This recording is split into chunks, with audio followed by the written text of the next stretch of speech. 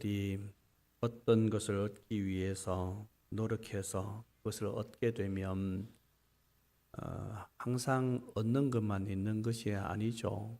그것을 무언가를 얻게 되면 잃는 것도 생기게 되어 있습니다. 그래서 이런 말이 있습니다. 얻는 것이 있으면 잃는 것도 있다 하는 말이 있습니다. 세계적으로 성공한 사람들의 이야기를 들어보면 그 사람들이 살아갈 때에 자기 먹고 싶은 것 다 먹고 가고 싶은 것 다 가고 여행할 것 다 여행하고 그렇게 살지 않았다 하는 것을 자주 듣습니다. 그렇게 자신이 하고 싶은 것, 먹고 싶은 것, 가고 싶은 것을 금하면서 자기 일에 매진하다 보니까 어느 순간에 자기는 성공의 자리에 있게 됐다 이렇게 말을 많이 하죠. 우리가 다이어트 하는 것도 마찬가지입니다. 다이어트가 내가 무언가를 목표를 이루기 위해서는 무언가를 포기하지 않으면 그러면 다이어트는 결코 성공할 수가 없습니다. 어떤 사람이 감자 다이어트를 시작했는데 아무래도 살이 안 빠진다고 의사 선생님한테 가서 이야기하니까 도대체 감자를 얼마나 드셨습니까 하니까 감자 5kg을 삶아가지고 그 자리에서 다 먹었답니다. 그래가지고는 다이어트가 안 되죠, 그죠? 그러니까 자기가 가지고 있는 목표가 있으면 그 목표를 이루기 위해서는 희생하지 않으면 얻을 수 없다는 겁니다.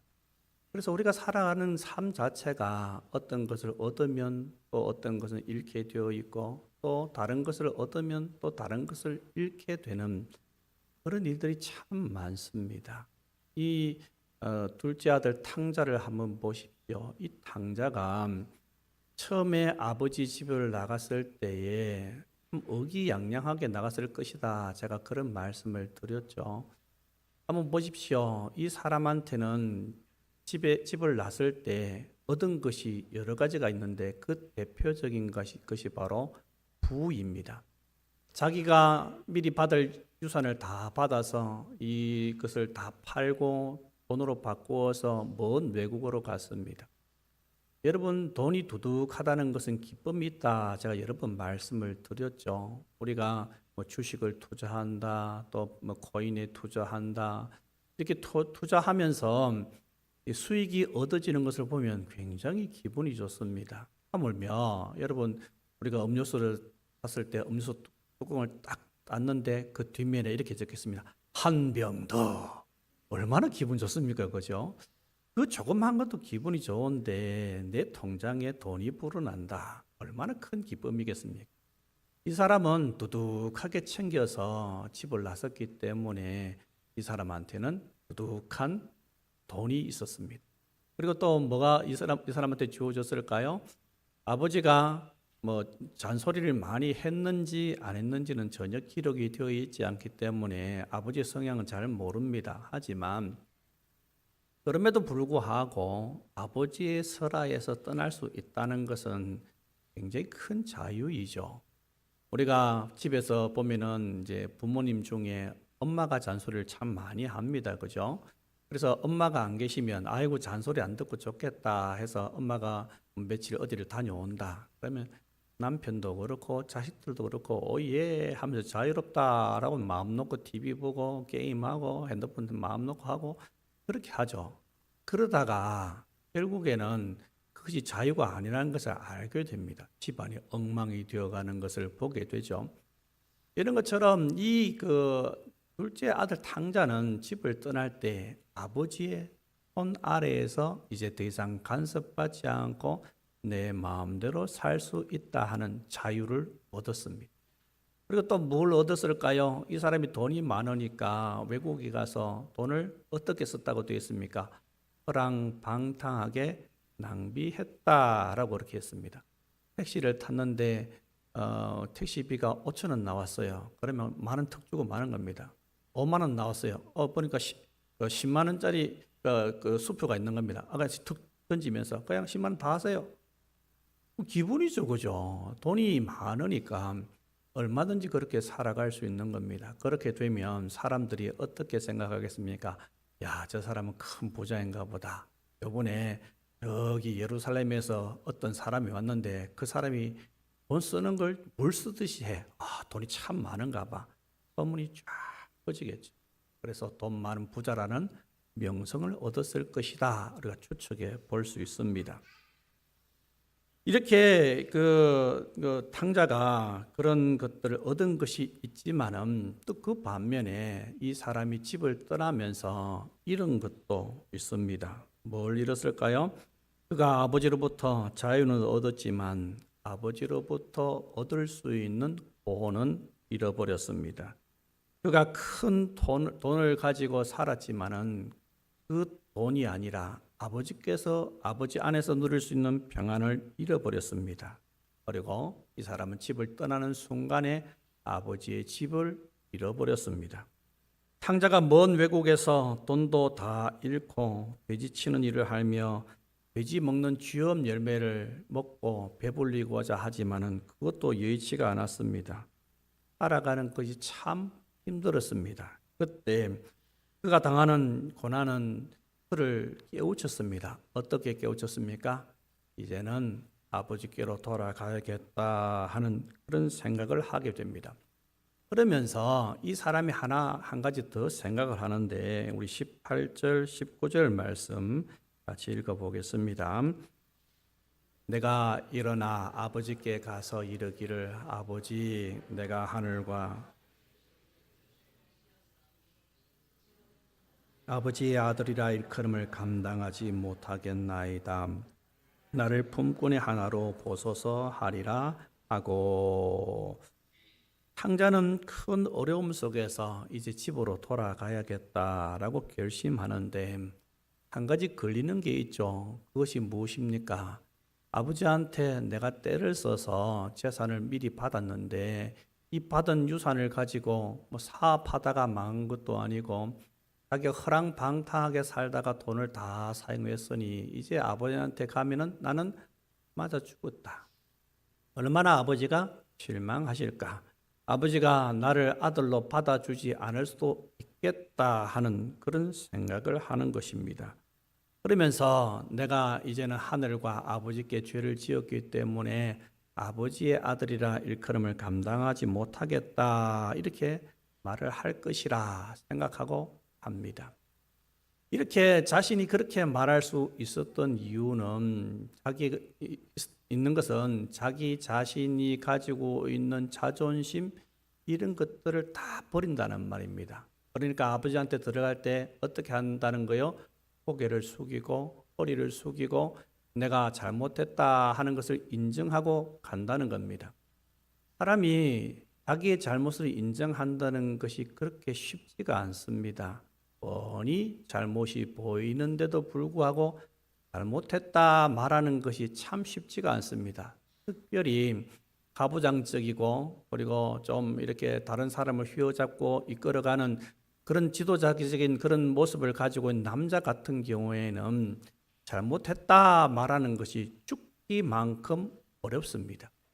이 탕자도 남자입니다. 그죠? 호기롭게 나가서 자기가 가지고 있는 것을 다 잃어버리기는 했지만은 아버지 앞에 머리를 조아린다. 내가 잘못했습니다. 라고 머리를 숙인다 하는 것은 참 쉽지가 않습니다. 하지만 그가 당하는 그 고통과 아픔이 아버지 앞에서 머리를 숙이지 않으면 안 되는 그런 상황을 만들어 버렸습니다. 탕자가 이렇게 마음을 먹은 것은 내가 이렇게 가서 말하면 아버지께서 어쩔 수 없이 나를 받아주실 것이야 하는 그런 생각에서 그런 나쁜 생각을 가지고 계획을 꾸민 것이 아닙니다. 왜냐하면 이 사람은 진짜 이 상황이 너무나 절박합니다.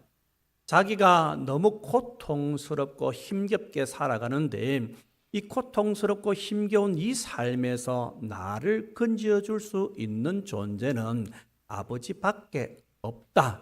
내가 다시 회복할 수 있는 방법은 유일하게 아버지께로 돌아가는 것밖에 없다 하는 것을 이 사람이 생각하고 있는 겁니다. 그렇기 때문에 이 탕자한테는 너무나 절박합니다. 너무나 간절합니다. 그래서 아들이 아니라 품꾼의 하나로 사용하여 주십시오 하는 말을 할 것이라 생각하면서 가는 겁니다. 아마 이 길이 어느 정도 길이인지는 잘 모르겠지만은 먼 외국으로 갔다고 했으니까 하루 이틀 가서 다다를 수 있는 거리는 아니었을 것입니다. 그러면 자기가 거지와 같은 그런 모습을 가지고 행식을 가지고 아버지께로 돌아가는데 돌아가면서 계속해서 이걸 되뇌있겠죠. 내가 이제 아들이 아니다. 나는 아들 자격도 없다. 내가 아버지한테 가면은 내가 반드시 이렇게 말하겠다. 나를 종으로 써달라고, 나를 품꾼으로 써달라고, 나는 아들이 이제 아니라고, 아버지 아들 자격도 없다고 그렇게 말하면서 그렇게 수없이도 머릿속에 되뇌이면서 아마 이 사람이 집으로 돌아갔을 것입니다. 그렇게 집으로 돌아갔을 때에 성경에는 어떻게 기록되어 있습니까? 서로의 거리가 먼데 아버지는 한다름에 이 한눈에 이 저기 멀리 오는 저 사람이 자기 아들임을 알고 한다름에 달려가서 그 아들을 안습니다. 그리고 눈물을 흘리고 입술을 맞춥니다. 여러분, 이 아버지가 이제 이렇게 반갑게 맞아주는데 이 아들 마음속에 어떤 생각이 들겠습니까? 아이고, 날 줄 알았는데 나를 안아주시네. 이제는 내가 이제까지 오면서 준비했던 멘트 날려야겠다. 뭐라고 날립니까? 21절에 이렇게 표현합니다. 우리 같이 읽겠습니다. 아들이 이르되 아버지 내가 하늘과 아버지께 죄를 지었사오니 지금부터는 아버지의 아들이라 일컬음을 감당하지 못하겠나이다. 하나님, 아버지의 아들이라고 소리 들을 수 있는 자격도 없다. 그렇게 이야기하고 있습니다. 그런데 아버지 행동을 보면 참 특이합니다. 거기에 대해서 가타부타 말하지 않고 다짜고짜 마치 아들이 하는 말을 전혀 듣지 못했던 것처럼 행동합니다. 종들에게 바로 명령을 하죠. 22절, 23절 말씀 같이 읽어봅시다. 아버지는 종들에게 이르되 제일 좋은 옷을 내어다가 발에 신을 신기라. 그리고 살진 송아지를 끌어다가 잡으라. 우리가 먹고 즐기자. 아멘. 아버지가 아들이 나는 아버지의 아들이 일컬음을 감당하지 못하겠습니다. 이렇게 말했지만은 그렇지만 아버지는 종들에게 말하기를 좋은 옷을 내어다가 입히고 손에 가락지를 끼우고 발에 신을 신기라. 이렇게 말씀하고 있습니다. 좋은 옷, 가락지, 신은 종들이 신을 수가 없고 입을 수가 없고 끼울 수가 없는 것입니다. 이 말은 무슨 말이냐 하면은 아들이 어떠한 몰골로 돌아왔든지 간에 이 아들은 여전히 내 아들이다 하는 것을 아버지가 보여주는 행동으로 볼 수 있습니다. 여러분 한번 생각해 보십시오. 이 아들이 집을 떠날 때 아버지의 아들이었습니다. 떠나고 난 다음에 먼 외국에 살 때도 역시 아버지의 아들이었습니다. 쫄딱 망해서 아버지의 뜻대로 살지 못하고 허랑방탕하게 자기가 가지고 있는 모든 재산을 다 낭비했을 그때에도 여전히 이 사람은 아버지의 아들이었습니다. 들레들레 거지처럼 돌아와서 아버지의 아들로 도저히 내가 부름을 받지 못할 그런 사람입니다라고 생각하고 돌아왔을 그때에도 역시 이 사람은 아버지의 아들이었습니다. 문제가 어디에 있다는 겁니까? 그 아들이 자기가 살아가는 삶의 모습을 가만히 살펴보니 아버지의 아들로 부름을 받기에 합당하지 못하다. 나는 그냥 꿈꾼의 하나로 족하다. 나는 그냥 종으로 살아가는 것이 훨씬 낫다 하여서 자기 자신에 대해서 아주 보잘것없는 그런 인생으로 본다는 겁니다. 우리도 삶을 살아갈 때, 신앙생활할 때 이렇게 자기 자신을 생각하는 경우가 참 많습니다. 내가 이런 모습으로 하나님의 자녀로 부름을 받는 것이 맞는가? 내가 목사라는 직함을 가지고 있지만 과연 나는 하나님께서 시키시는 일을 잘 감당하고 있는 사역자인가? 내가 교회 다니고 있지만은 내가 창락교회 교인이라고 이야기하지만은 정말로 내가 교인다운 삶을 살아가고 있는가 하는 그런 생각이 들 때가 참 많습니다. 그러면은 그런 생각이 들 때에 세상이 나를 향해서 이렇게 말한다고 칩시다. 야, 너 교회 집사라면서 왜 그렇게 살아? 야, 너 교회 권사라면서 왜 그렇게 살아? 이런 말을 듣는다고 생각해 보십시오.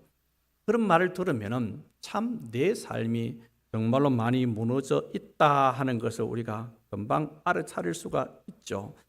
예수님께서 분명히 나를 위해 십자가에 달려 돌아가셨다는 사실을 알고 있습니다. 하나님 아버지께서 나를 불붙는 사랑으로 지금도 사랑하고 계시다는 것을 알고 있습니다. 알기는 아는데, 기억하고 있기는 있는데 아들의 자격이 없는 듯이 그렇게 여겨집니다. 심지어는 이래 가지고 천국 가겠나? 나는 천국도 못 가겠다라고까지 생각하는 사람들도 있습니다. 그래서 성경에는 보면 특별히 이사야에서 보면은 자기 자신이 하나님께로부터 버림받은 것처럼 여기는 것에 대해서 여러 번 이야기하고 있는데 그 대표적인 말씀 두 군데 보겠습니다. 이사야 20장 27절 말씀입니다. 같이 읽겠습니다. 야곱아 어찌하여 네가 말하며 이스라엘아 내가 이르기를 내 송사는 내 하나님에게서 벗어난다 하느냐. 아멘. 이사야 49장 14절 말씀. 오직 시온이 이르기를 여호와께서 나를 버리시며 주께서 나를 잊으셨다 하였거니와. 이스라엘 백성들이 잘 사는데도 불구하고 하나님께서 기도를 듣지 않으신 것이 아니라 이 사람들이 하나님께서 원하시지 않는 그런 삶을 살아서 하나님께 벌받았고 하나님께서 그들의 기도를 듣지 않으셨습니다. 그랬을 때 이 사람들이 이렇게 표현하는 겁니다. 하나님, 왜 우리 기도를 듣지 않으십니까? 이게 짜증 부리는 것이 아니라 이렇게 반항하는 것이나 그렇게 하는 것이 아니라 하나님 왜 우리 기도를 듣지 않으십니까? 우리 송사는 맡겼습니다. 하나님께서 왜 멀리 계십니까? 하나님께서 왜 우리를 버리셨습니까? 하나님께서 왜 우리를 잊으셨습니까? 그렇게 간절하게 하나님께 울부짖고 있습니다. 그런데 여러분 한번 생각해 보십시오. 하나님께서 우리를 버리신 적이 있습니까? 하나님께서 이스라엘 백성들을 버리신 적이 있습니까? 아니요. 단 한 번도 없습니다. 그런데 우리는 자주 이런 생각을 합니다. 내 스스로도 생각하고 또 내 주위에서 사탄이 계속해서 우리 귀에다가 싹입니다. 야, 너 그렇게 살아가는 것이 맞아? 너 그렇게 가서 천국 못 가. 하나님께서도 너를 싫어하실 거야. 그렇게 사는 것도 한두 번이지 하나님께서 너를 또 용서해 주실까? 하는 그런 생각들을 계속해서 집어넣어 주는데 이런 생각들이 일어났을 때 이 생각들과 내 삶의 모습을 가만히 비교해 보면은 틀린 말이 하나도 없어요. 야, 너 그래가지고 교회 집사야? 목사야? 라고 말을 하는데 생각을 집어넣어 주는데 그 말을 들어보면 틀린 말이 하나도 없습니다. 하나도 이상할 것이 없이 하나님께서 나를 당장 죽이시고 지옥에 보낼지라도 그 말이 내 귀에 들린 그 말이 내 마음속에 들린 그 말이 합당하다는 것을 알기 때문에 우리는 뭐라고 말을 할 수 없는 그런 상황입니다. 출애굽하고 가나안 땅에 들어가지도 못하고 광야에서 살아가고 있는 이스라엘 백성들에게 이웃 나라 사람들이 이렇게 이야기한다고 생각해 봅시다. 하나님께서 그 많은 능력을 베풀어 주셨는데도 믿지 못하고 원망했으니 가나안 땅에 못 들어가는 것이 맞다, 잘됐다, 꼴 좋다 이런 말을 들었다고 칩시다. 그런데 그 말을 반박할 수 있습니까? 이스라엘 백성들은 그 말에 전혀 반박할 수가 없습니다. 이런 말을 들었음에도 불구하고 기분은 나쁘기는 나쁜데 분명히 기분이 나쁘기는 나쁜데 뭐라고 할 말이 아무것도 없는 겁니다. 함구무언입니다. 다 맞는 말이기 때문에 그렇습니다. 하지만 우리가 기억해야 할 한 가지 사실이 있습니다. 하나님께서는 우리한테 뭐라고 말씀하십니까? 너는 내 아들이다. 너는 내 백성이다. 너희가 그럼에도 불구하고 너희는 내 백성이고 내 아들이다 하는 이 말씀을 우리한테 끊임없이 계속해서 들려주고 계십니다. 이사야 2장 7절 말씀 우리 같이 읽겠습니다. 이사야 2장 7절 말씀. 내가 여호와의 명령을 전하노라. 여호와께서 내게 이르시되 너는 내 아들이라. 오늘 내가 너를 낳았도다. 아멘.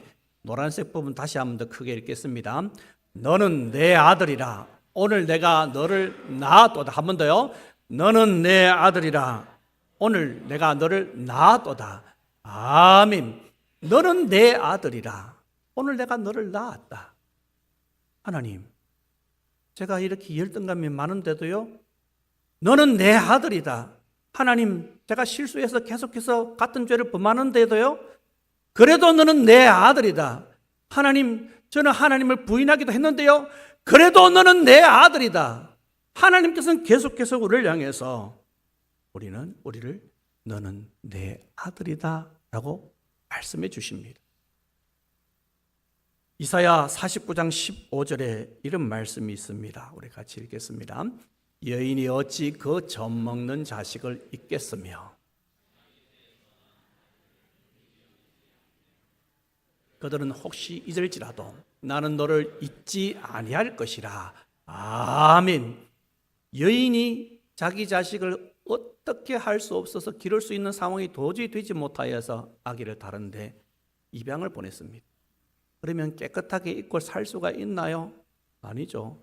평생의 마음의 원이 되어서 내 아들 어떻게 자랄까? 뭘 먹고 있을까? 어떻게 자랐을까? 제대로 살기는 제대로 살까? 하는 그런 생각에 항상 사로잡히게 되어 있습니다. 그런 어머니의 기억, 자식을 향한 사랑, 혹시 그 어머니가 자식을 향한 그 사랑이 식어버리고 자식을 잊을지라도 하나님께서는 절대 우리를 잊지 않겠다, 그렇게 말씀하고 계십니다. 그렇기 때문에 우리는 나는 쓸모없는 인간이야 하는 그 내면의 소리에 귀를 기울여서는 안 됩니다. 하나님께서도 나를 포기하실 거야. 봐, 부모님도 나를 포기했잖아. 하나님께서도 나를 포기하시고 나를 돌보시지 않을 거야 하는 그런 말 듣지 마시기 바랍니다. 사탄이 나를 향해서 너는 버림받았어, 너는 하나님의 사람으로 합당하지 못한 사람이야, 너는 천국 갈 수 없는 그런 사람이야 하는 그런 말을 들려줄지라도 우리는 그 말에 내 귀를 닫아야 합니다. 왜 그렇습니까? 우리를 하나님의 사람이 되게 만들고 하나님의 천국을 갈 수 있는 그러한 사람으로 만드는 것은 그들의 말이 아닙니다. 우리의 생각이 아닙니다. 무엇입니까? 말씀하시는 하나님께 있습니다. 하나님께서 너 내 아들을 말씀해 주셨으면 끝까지 하나님께서는 책임져 주십니다. 하나님은 실수도 하지 않고 실패도 하지 않고 하나님은 절대적으로 우리를 하나님의 나라로 인도해 주시는 그런 분이라는 것을 여러분 기억하시기 바랍니다. 우리가 주목해야 할 것은 내 생각이 아닙니다. 내 삶이 아닙니다. 나에게 끊임없이 들려주는 사단의 속삭임이 아닙니다. 아무리 들어봐도 그것이 100% 맞을지라도 그것이 우리를 살게 하고 하는 것이 아니라 하나님의 말씀이 나를 살게 하고, 그렇기 때문에 그 말씀에 우리는 주목해야 하는 겁니다. 왜요? 너는 내 아들이라. 오늘 내가 너를 낳았다. 이 탕자를 한번 보십시오. 이 탕자가 자신은 아버지의 아들이 될 자격이 없다고 생각했는데 아버지는 묻지도 않고 따지지도 않고 어떻게 합니까? 그 사람을 안아주고 그 사람을 위해서 돌아온 이 탕자를 위해서 큰 잔치를 배설했습니다. 도대체 이것이 무엇입니까? 너는 여전히 내 아들이었고 옛날도 내 아들이었고 지금도 내 아들이다. 네가 쫄딱 다 망해서 아무것도 없는 상태로 있을지라도 너는 여전히 내 아들이다 라고 이 아버지가 그 아들의 지위를 회복해 주셨던 것처럼 우리가 믿고 있는 하나님도 우리의 그 지위를 회복시켜 주시는 분이라는 것을 여러분 잊지 마시기 바랍니다. 여러분 한번 보십시오. 그렇게 아들의 지위를 회복하고 아버지가 가만히 있지 않고 큰 잔치를 벌였습니다. 벌이는 그 잔치에 뭐가 있을까요? 기쁨이 있습니다. 감사가 있습니다. 감격이 있습니다. 오늘 본문에 보면은 먹고 23절에 살진 종아리를 끌어다가 잡으라, 우리가 먹고 즐기자, 이렇게 말하고, 또 맨 마지막에 돌아온 이 첫째 아들한테 아버지가 뭐라고 이야기합니까? 32절 말씀 우리 같이 읽어봅시다. 이 내 동생은 죽었다가 살아났으며 내가 잃었다가 얻었기로 우리가 즐거워하고 기뻐하는 것이 마땅하다 하니라. 아멘. 한 사람이 하나님께로 돌아오면 천국에 잔치가 벌어진대요. 여러분, 성경에는 이렇게 기록이 되어 있지는 않지만은 아버지가 이 아들이 돌아왔을 때에 막 잔치를 벌였는데 덩실덩실 춤을 추지 않았을까? 아들 손을 잡고 아들아 너무 좋다 하면서, 그죠? 우리나라로 정서로 표현한다면 덩실덩실 춤을 추지 않았을까? 그런 걸 상상해 봅니다. 우리가 하나님께 돌이킬 때 역시 하나님 아버지도 그렇게 기뻐하시고, 우리 속에 나 이제 더 이상 나는 희망이 없어라고 절망 가운데 살았던 그 사람에게 하나님께서 참된 기쁨과 행복을 회복시켜 주실 것입니다. 이 탕자는 어떻게 살았습니까? 세상 것에 즐거움을 느끼면서 세상 것을 기뻐하면서 살았습니다. 하지만 기뻐하는 그것 때문에 이 사람은 얼마나 처절하게 절망했습니까? 하지만 아버지가 그 사람의 마음을 알고 회복시켜 참 기쁨을 누리게 만들었던 것처럼 하나님께서도 우리를 다시 회복시켜 주셔서 하나님 안에서 누릴 수 있는 참된 기쁨과 행복을 누릴 수 있도록 하나님께서 만들어 주실 것입니다. 그런데 조건이 있습니다. 그 조건이 무엇입니까? 하나님께로 돌아가는 것입니다. 하나님, 두 손, 두 발 들고 하나님께 나왔습니다. 천부여 의지 없어서 손 들고 나아갑니다. 그렇게 하나님 아버지께 나아가면 하나님께서는 내 모든 것들을 다 회복시켜 주십니다. 잃어버렸던 그 중요한 것들, 잃어버렸던 하나님 아버지의 관계들, 이 모든 것들 다 회복시켜 주셔서 하나님 안에서 참된 기쁨과 행복을 누릴 수 있도록 하나님께서 만들어 주신다는 기억하시고, 하나님께로 돌이켜 하나님 안에서 참된 회복을 경험하는 우리가 다 되기를 간절히 소원합니다.